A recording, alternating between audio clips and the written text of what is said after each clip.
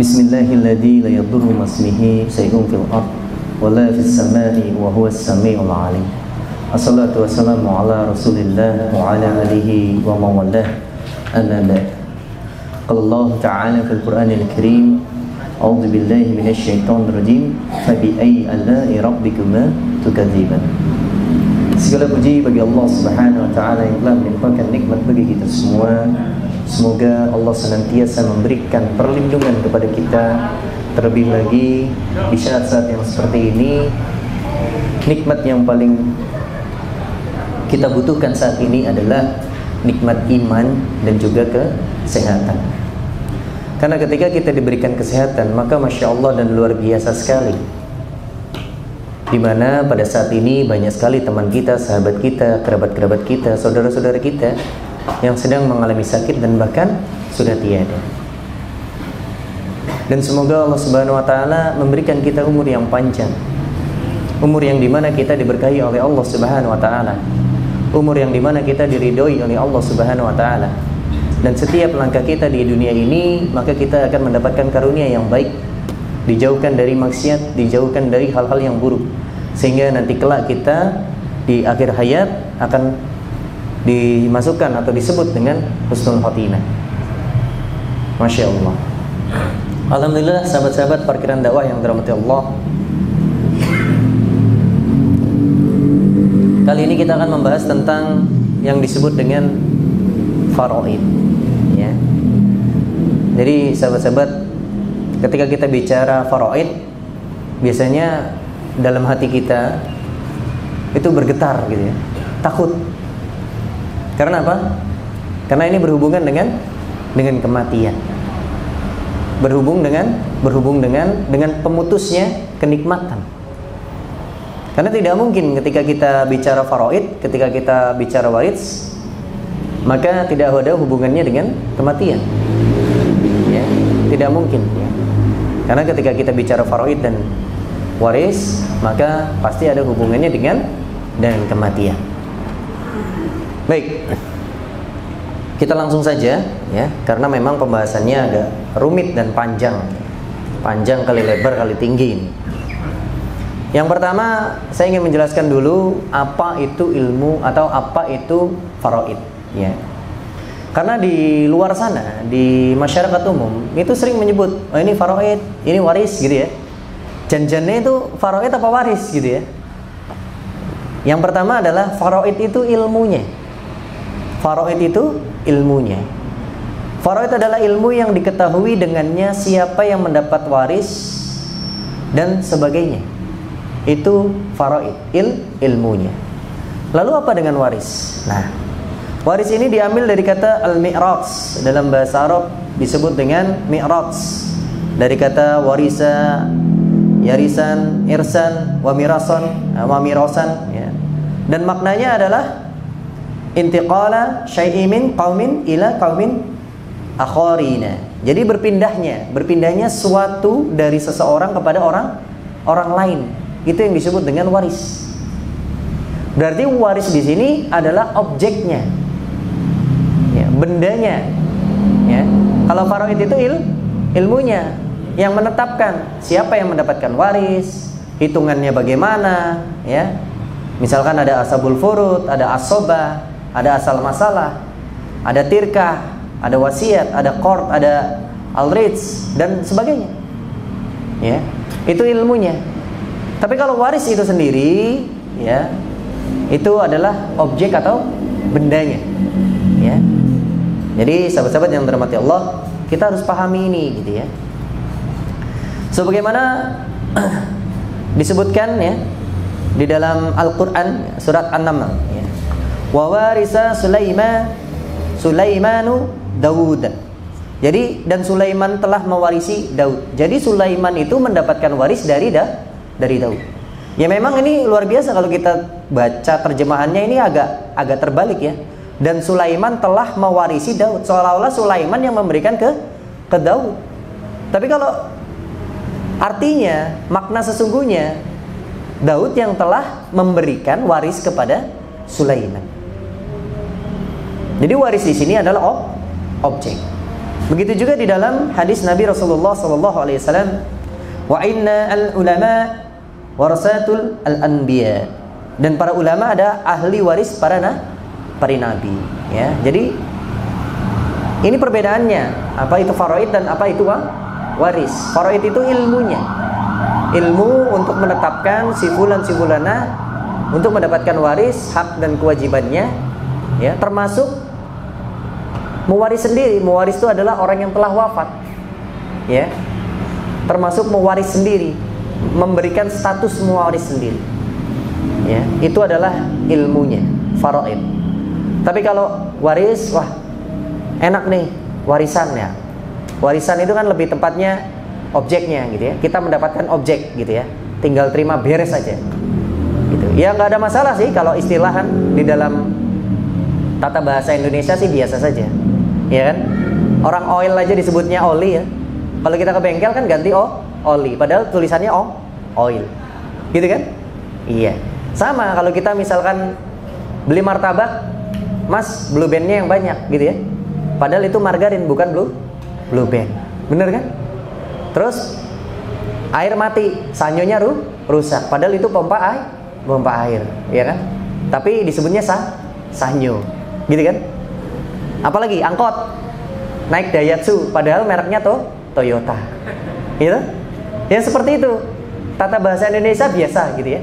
Seperti itu, ya. Jadi yang terpenting antum paham, ya. Maksudnya Daihatsu itu ya angkot, gitu ya.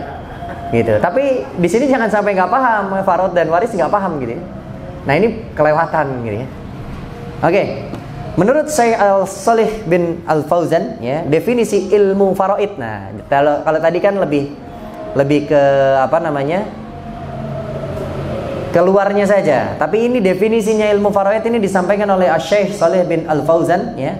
Disebutkan di kitabnya Ad-Dardir dalam Asy-Syarhul Qadir, ya. Bahwa ilmu faraid adalah ilmu yang dengannya dapat diketahui siapa yang berhak mewarisi dengan rincian konkret. Bukan hanya sekedar rincian, tapi konkret, ya. Baik itu berhubungan dengan jatah warisnya, porsentasenya, strukturnya, ya, ataupun yang sebagai penghalang, ya, hijab, ya, sebagai mawani, sebagai macam-macam, ya. Itulah definisi dari ilmu waris atau definisi dari ilmu faraid, ya. Definisi dari ilmu faraid tadi adalah ilmu yang dengannya dapat diketahui siapa yang berhak mewarisi dengan rincian konkret atas jatah warisnya terhadap masing-masing yang mendapatkan.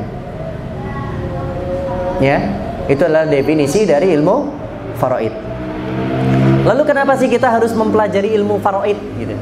Nah, ini penting pertanyaan karena seringkali orang kalau ditanya atau diajak, belajar ilmu faraid yuk, kadang tuh langsung malas, gitu. Karena berhubungan dengan matematika, ya, fisika, gitu ya. Wah, matematika hukum Pitagoras saja nggak hafal rumusnya, ya kan? Jajaran genjang apalagi, ya kan? Ini ditambah waris, gitu, ditambah faraid yang ruwet, 1/8, 1/2, dikali 2 bagian, 1 bagian, gitu ya. Ya memang, Syekhul Islam Ibnu Taimiyah itu menyatakan bahwasannya menurut sepanjang perjalanan belajar ilmunya, ketika beliau belajar ilmu, itu menyatakan ilmu yang paling sulit itu ya ilmu ini, ilmu faraid, gitu. Jadi kalau Syekhul Islam Ibnu Taimiyah mengatakan begitu, ya kan belum tentu antum sekalian. Ada loh orang yang suka dan paham dan mudah untuk mempelajari, gitu ya. Ada. Karena setiap manusia itu diberikan karunia Allah dengan berbagai jenisnya, berbagai kemudahannya, ya.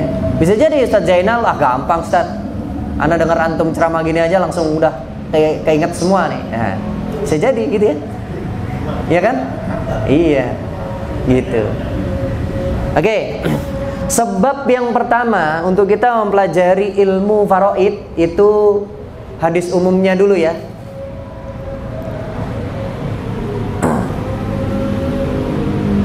Talabul ilmi faridan ala kulli muslim. Itu ilmu yang pertama atau ilmu hadis umumnya. Ya. Kita bicara thalabul ilmi fardun ala kulli muslim. Setiap muslim itu wajib untuk menuntut ilmu. Ya. Dan hadis umum yang kedua lebih spesifik karena ini bagian dari al-buyu, bagian dari transaksional. Thalabul halali wajibu ala kulli muslim. Setiap muslim itu wajib mencari sesuatu yang halal. Ya, dengan kita belajar ilmu faraid, ketika kita nanti membagi-bagi waris tadi, itu dengan ilmu syariahnya, itu akan mendapatkan kehalalan, keberkahan, dan keridhaan Allah Subhanahu Wa Taala. Tapi kalau antum tidak menggunakan itu semua, misalkan ada si fulan meninggal, ya, lalu bapaknya meninggal, ibunya bilang, alah wes didom bagi rata semua, anaknya ada 5. Ini sesuai syariat tidak? Tidak. Secara logika ya memang adil, tapi secara syariat tidak. Ini akan menimbulkan apa? Menimbulkan keharaman hartanya. Hartanya nggak haram lagi, hartanya nggak halal lagi, jadi haram karena pembagiannya tidak adil sesuai syariat Islam. Bukan tidak adil sesuai dengan makhluk, dengan kesesuaian kita. Ya kalau kita bicara umumnya ya adil lah itu. Antum bawa hukum positif ke polisi, ya, ke jaksa, ya memang seperti itu. Adilnya ya. Udah dibagi 5 aja adil. Porsinya sama semua, nggak berantem, gitu kan? Nah, padahal itu menyalahi aturan syariat Islam. Ya. Dan ketika waris ini dibagi secara otomatis, ya, secara otomatis itu bagian dari fikih muamalah ma'aliyah, transaksional. Dan bisa jadi indikasi ada akad syirkah di situ. Ya. Syirkah apa? Syirkah amla. Jadi syirkah itu ada 2 makna, ada 2 jenis. Ada 2 jenis. Pertama amla, yang kedua akad atau akdu. Yang amla itu artinya kepemilikan, yang akdu atau akad itu transaksi. Ini dimasukkan ke syirkah amla. Dan amla itu terbagi menjadi 2 lagi, jabr wa ikhtiar. Gitu. Kok bisa ya masuk ke syirkah? Iya. Ya kan? Antum namanya siapa? Ridho. Oke. Misalkan nih ada si fulan meninggal, ya. Ternyata Ridho dan Ustadz Zainal ini mendapatkan hak waris. Ya, tergabung di dalam hak waris tadi. Hartanya ini berupa tanah. Kan bukan uang ya, tanah.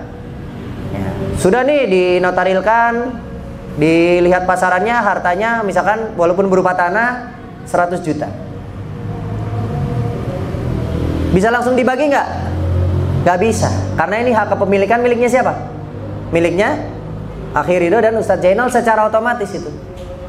Sesuai dengan persentasenya masing-masing. Misalkan ini 2 ya udah misalkan 50%. Berarti tanah ini miliknya siapa? Sebagian miliknya Akhi Ridho, sebagian miliknya Ustadz Zainal. Itu langsung syirkah amla itu secara tidak langsung. Namanya apa? Amla jabr. Otomatis. Kalau ikhtiar itu berdasarkan kita patungan. Nah itu ikhtiar itu. Syirkah amla ikhtiar. Kalau ini syirkah amla jabr. Otomatis langsung. Antum telah bersyirkah itu secara tidak langsung. Ya. Jadi luas sekali. Jadi yang pertama sebabnya ancaman kekal di neraka. Kalau tadi mukadimahnya dulu ya. Di mana Al-Qur'anul Karim menyampaikan ya di dalam surat An-Nisa ayat 14, "Wa man ya'dillaha wa rasulahu wa yata'adda hududahu yadkhilhu naran khalidan fiha wa lahu adzaban muhina." Jadi dan siapa yang mendurhakai Allah dan Rasulnya dan melanggar ketentuan-ketentuannya dalam bab waris, niscaya Allah memasukkannya ke dalam api neraka, sedang ia kekal di dalamnya dan baginya disiksa yang menghinakan. Maksudnya disiksa dengan dihinakan. Naudzubillah. Ketika antum ada keluarga yang meninggal dunia dan antum menyarankan saja, ya, untuk membagi rata, sudah bagi ratalah biar nggak berantem. Mengabaikan syariat Islam terhadap ilmu faraid ini, yes, antum jelas bisa dimasukkan ke neraka dan kekal di dalamnya. Ada yang mengatakan kepada saya, hukumnya gimana Ustaz? Hukumnya wajib ini, wajib mutlak. Nggak sunnah lagi, nggak mandub lagi, nggak fardu lagi nggak. Tapi ini wajib. Ya. Karena ada dalil ini, surat An-Nisa ayat 14. Di ayat ini Allah Subhanahu wa taala telah menyebutkan bahwa membagi warisan adalah bagian dari hudud. Hudud tahu hudud? Hudud itu ketetapan yang sudah ditentukan oleh Allah. Dia bisa dirubah. Sudah ada aturan mainnya. Ya. Itu hudud namanya. Yaitu sebuah ketetapan yang bila dilanggar akan melahirkan dosa yang besar. Seperti riba. Wa ahallallahu al-bai'a wa harrama riba. Allah telah menghalalkan jual beli dan mengharamkan riba. Kalau antum melanggar jual beli dan menghalalkan riba secara pribadi, ya antum mendapatkan dosa besar. Pakal juga di neraka. Ya. Al-Imam Al-Qurtubi di dalam tafsir Al-Jami' lil Ahkamil Quran menyebutkan bahwasannya ada dua maksiat di dunia ini. Maksiat yang pertama adalah maksiat yang tidak berdampak kepada kekafiran. Dan yang kedua maksiat adalah yang berdampak kepada kekafiran.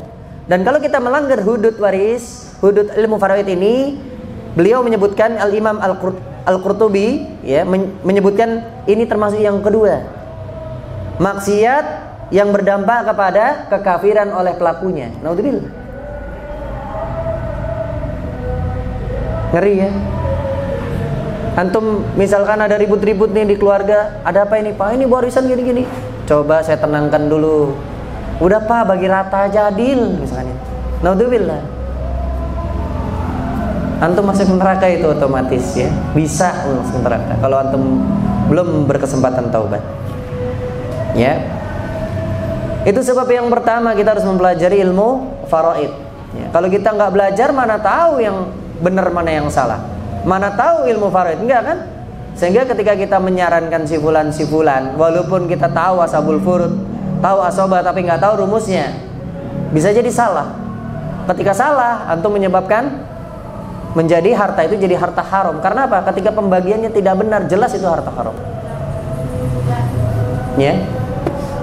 Lalu yang kedua, sebab yang kedua adalah gini, wajib belajar. Sebagaimana Rasulullah SAW khusus telah memberikan perintah kepada kita untuk mempelajarinya, ya. Dari Arad radhiyallahu an, ya. Wahai Abu Hurairah, beliau menyampaikan dari Rasulullah bersabda, wahai Abu Hurairah, pelajarilah ilmu faraid dan ajarkanlah. Karena dia setengah dari ilmu dan dilupakan orang, dan dia adalah yang pertama kali akan dicabut dari umatku. Bayangkan, Rasulullah SAW memerintahkan pelajari ilmu faraid. Yang kedua, dia sebutkan lagi ini adalah bagian setengah ilmu dari cabang-cabang ilmu yang lain. Ya. Dan ini ilmu yang akan dilupakan orang. Dan yang terakhir, ini ilmu yang pertama kali nanti akan Allah angkat, Allah cabut. Berarti udah nggak ada lagi ilmu faraid. Jadi kalau antum nggak belajar dari sekarang, kapan antum mau belajar? Kalau antum nggak belajar, ilmunya udah keburu dicabut, antum nggak ngerti.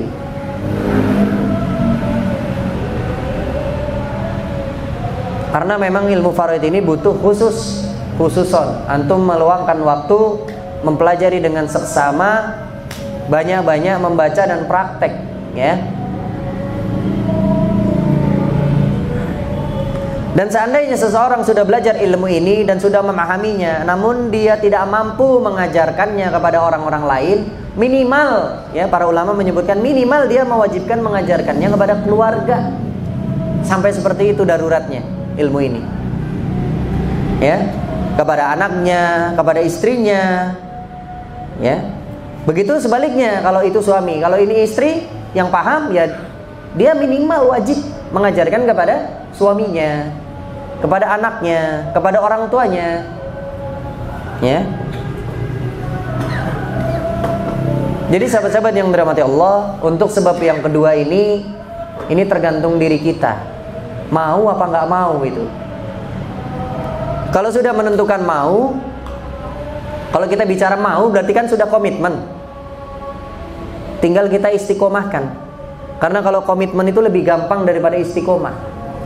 Ketika ditanya, sekarang saya tanya, siapa di sini yang mau belajar ilmu faraid? Siapa yang di sini mau belajar ilmu faraid? Komitmen ini sekarang. Tapi besok lusa istiqomahnya, wallahu a'lam bishawab. Antum itu yang lebih tahu daripada anak. Iya kan? Iya. Masya Allah. Dan sebab yang ketiga, Sebab yang ketiga ini adalah dicabutnya ilmu waris. Salah satu alasan kenapa kita wajib mempelajari dan kemudian mengajarkan ilmu mawaris atau ilmu faraid ini karena Rasulullah SAW menyebutkan, ya, bahwa di antara ajaran agama Islam yang akan dicabut pertama kali adalah ilmu faraid. Sebagaimana Rasul menyampaikan dari Ibnu Mas'ud radhiyallahu an bahwa Rasulullah bersabda, pelajarilah Al-Quran dan ajarkanlah kepada orang-orang yang mempelajarinya.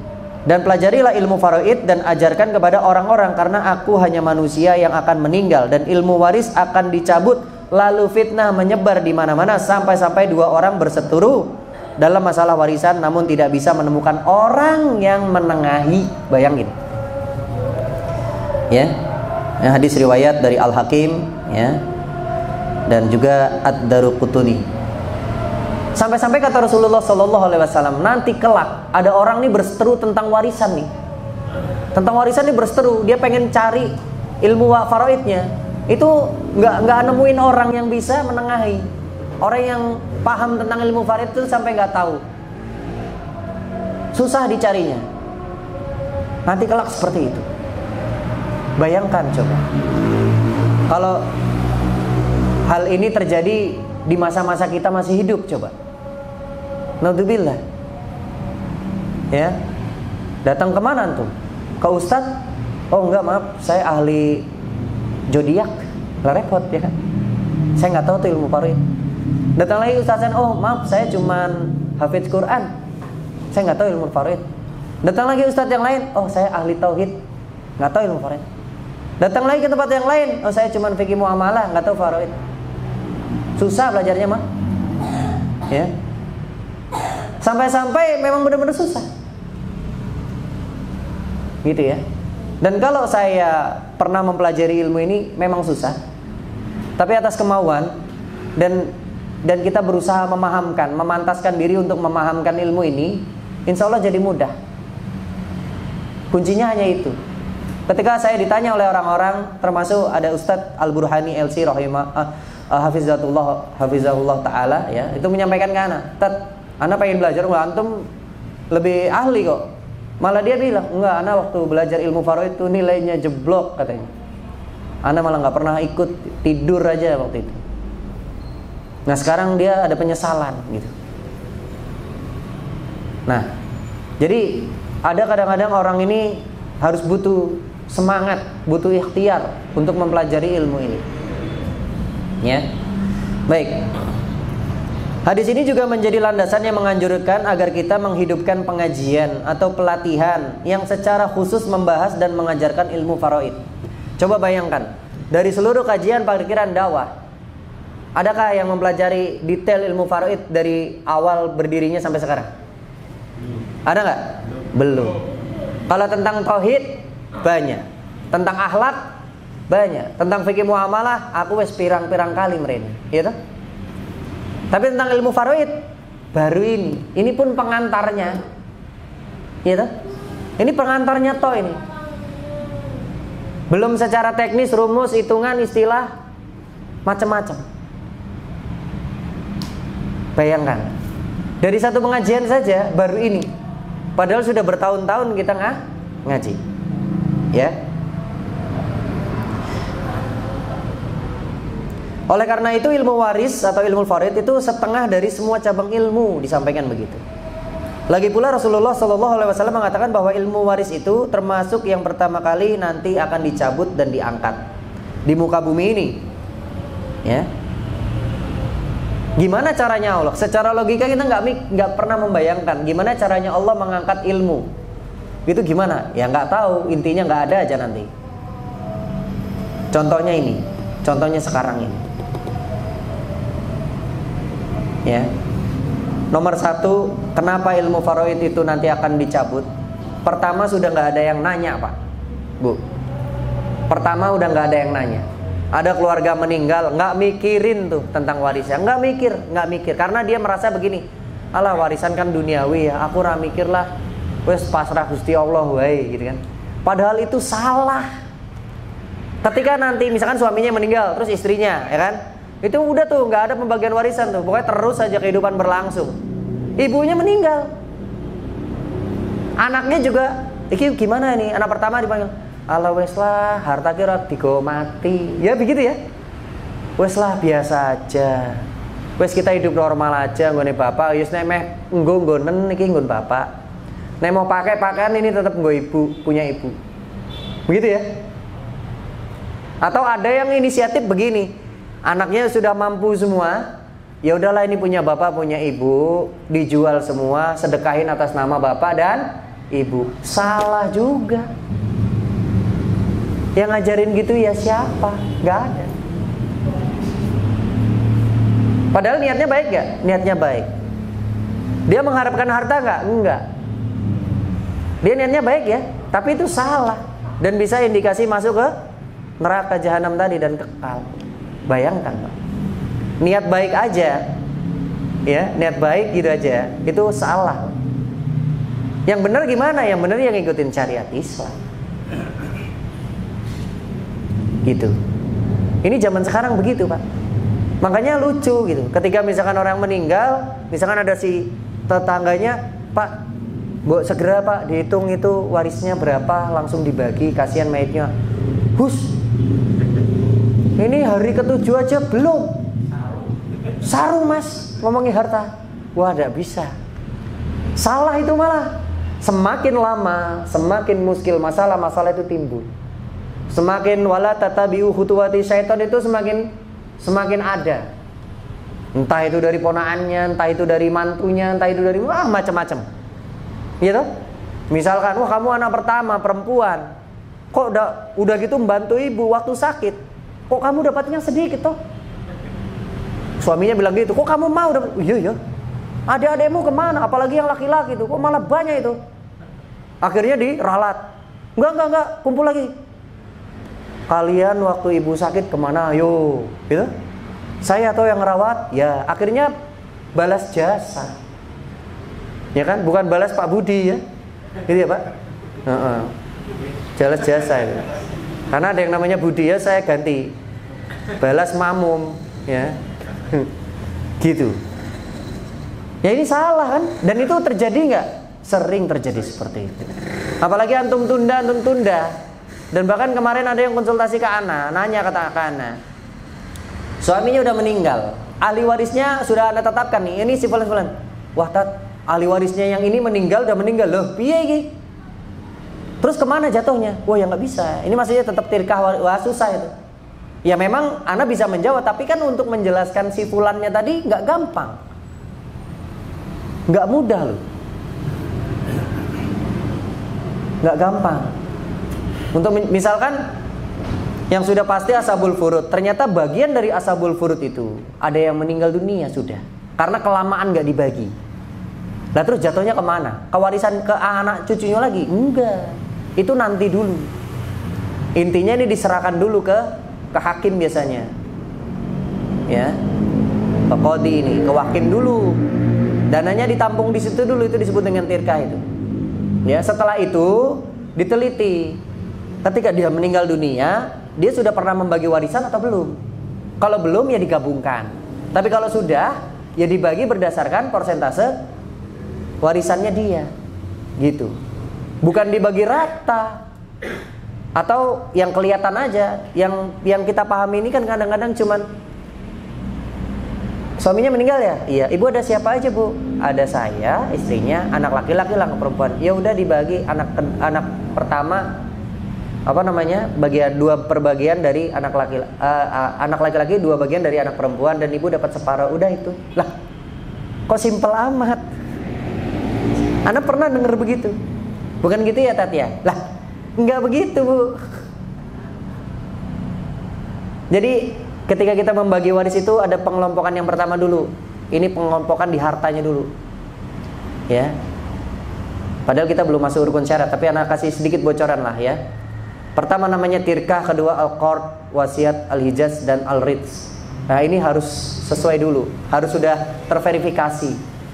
Baru dicari itu waritsunnya. Waritsun itu ahli warisnya. Ahli waris yang pertama, kelompok yang pertama internal itu adalah ashabul furud. Ya, terdiri dari bapak, ibu, suami, anak laki-laki, dan anak perempuan, kakek. Itu kelompok ashabul furud. Kalau diantara ini tidak ada, maka jatuh ke bawah. Namanya asobah. Itu ada 22 asobah. Siapa dulu yang diprioritaskan? Ya, yang diprioritaskan yang paling bawah dulu. Cucunya anak laki-laki. Nah, baru naik, turun lagi, naik lagi, turun, naik, turun.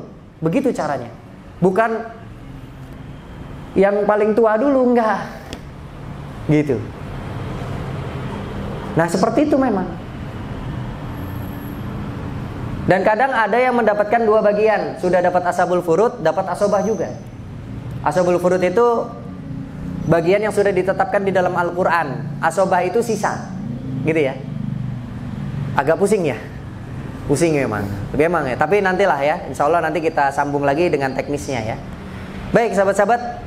Seperti itulah ya. Sebab kita untuk mempelajari ilmu faraid ya. Antum baru dengar istilah-istilah tadi saja sudah mumet ya gitu. Ana belum bicara rukun dan syarat ini ya. Rukun dan syaratnya sederhana ya. Memang kalau kita bicara rukun ya, kita bicara rukun yang pertama adalah ada mewarisnya. Mewaris itu orang yang telah ditetapkan meninggal dunia, yang telah wafat ya. Ada mewarisnya. Yang kedua ada alritsnya. Ada hartanya ya. Dan yang ketiga sudah ditetapkan waritsunnya. Ahli warisnya sudah ditetapkan berdasarkan ilmu faraid, itu rukun ya. Kalau bicara syarat ya, mewarisnya yes nomor 1, jelas mewarisnya ini itu dia muslim apa enggak, itu yang pertama. Yang kedua status mewarisnya sendiri. Ya, dia itu sebagai siapa? Ya, sebagai istri, sebagai suami, atau sebagai bapak atau sebagai ibu, kan seperti itu ya. Jadi status mewarisnya sendiri. Yang kedua, harta. Harta itu syaratnya harus sudah menjadi al-rits, bukan tirkah. Tirkah itu harta semua dikumpulin. Harta semua dikumpulin. Terus bukan langsung dibagi, enggak. Pertama dilihat dulu dia punya utang apa enggak. Dia punya wasiat apa enggak. Terus bagaimana pengurusan jenazah kemarin. Ya. Dan itu biasanya butuh waktu. Yang entah 2 atau 3 hari kita sebarkan ke orang banyak gitu ya. Maaf Bapak Ibu, ini telah meninggal dunia. Adakah yang merasa masih ada hutang yang belum terbayarkan? Tolong sampaikan kepada ahli waris. Begitu. Biasanya butuh waktu. Nah, kita sebagai orang yang memiliki piutang, itu segera harus menjawab loh. Itu hukumnya wajib. Semakin menunda antum dosa. Harus segera menjawab, dan bukan karena nggak enak. Kalau memang antum tidak bisa mengikhlaskan, segera jawab. Tapi kalau antum mengikhlaskan, insya Allah ya Allah saya mengikhlaskan, dari sekarang sudah lunas. Ya udah aman. Gitu. Tapi kalau bisa sampaikan ke ahli warisnya, Bapak maaf ini ada si fulan pernah hutang, tapi insya Allah sudah saya lunasi, jadi tidak perlu ditagih. Nah enak itu. Ada pernyataan seperti itu lebih bagus. Ya, supaya ada kejelasan, ada konfirmasi. Ya, gitu. Karena takutnya begini nanti suatu saat nih ya. Misalkan seminggu kemudian. Ya, si fulan ini ternyata punya piutang, ada saksinya. Misalkan nih, Syekh Triono nih, Ustaz Triono nih. Saksinya misalkan ngomong sama ahli warisnya, Mas, biyen kae si fulan itu aku tahu pernah diajak pinjam uang sama Ustaz Zainal. Sebenarnya Ustaz Zainal tuh udah mengikhlaskan loh, tapi dia diem-diem. Tahu-tahu Ustaz Triono datang nih sama ahli warisnya mendatangi Ustaz Zainal. Assalamualaikum Ustaz Zainal. Oh iya, waalaikumsalam. Ada apa? Jadi begini Ustaz, mohon maaf. Saya dapat informasi dari Ustaz Triono kalau ternyata si mayit ini apakah punya utang. Yang tadinya mengikhlaskan nggak jadi. Karena ada kesempatan, begitu ya Ustaz? Kesempatan untuk dibayar. Loh bener, lo bisa terjadi begitu loh. Serius. Oh iya. Iya benar. Berapa ya Ustaz gitu? 4 juta deh. Kan gitu. Seperti itu, bisa jadi. Karena apa? Inna likulli ummati fitnah wa fitnah ummati almal. Sesungguhnya kata Rasulullah SAW, umatku itu, setiap umat itu terdapat fitnah, dan fitnah bagi umatku itu harta. Lu bener. Antum saat ini ketika belajar, masa begitu? Ya dihadapkan nanti. 4 juta itu nggak kecil Ustaz, ya kan? Gede, apalagi zaman sekarang pandemi. Ya, main ikhlas-ikhlasin aja. Beneran nggak ini ikhlas? Gitu. Bisa jadi. Kalau memang kita sudah merasa ingin mengikhlaskan, ya langsung konfirmasi ke ahli waris segera mungkin. Karena perbuatan yang disegerakan itu insya Allah akan mengantarkan kita kebaikan. Tapi kalau ditunda-tunda, sampai ketika ada pernah Rasulullah SAW ingin, jadi dia itu punya niatan ingin menyedekahkan emasnya di rumah, ya. Nah, qadarullah dia mungkin hari itu ada kesibukan sampai waktu asar. Jadi dia punya niatnya itu pagi. Sampai waktu asar ketika sholat dia ingat, oh iya saya mau nyedekain emas. Terus setelah dia salam langsung lari ke dalam rumah, ngambil emasnya langsung segera disedekain.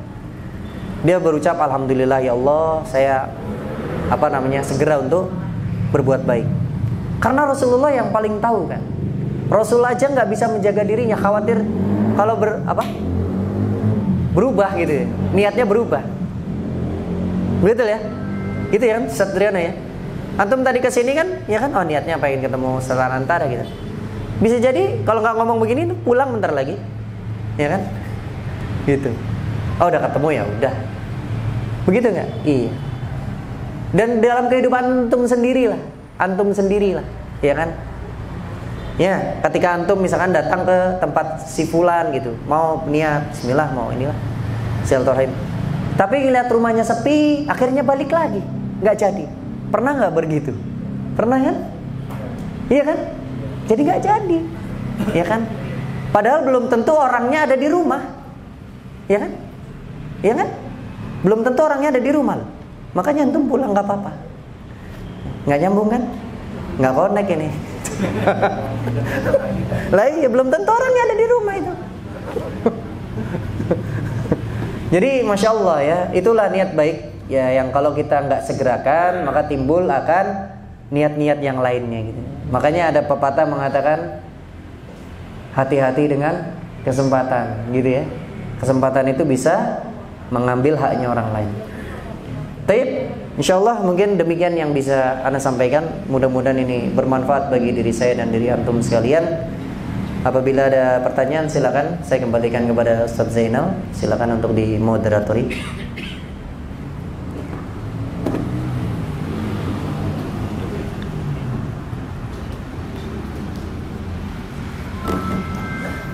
Ini air putih Ustaz ya.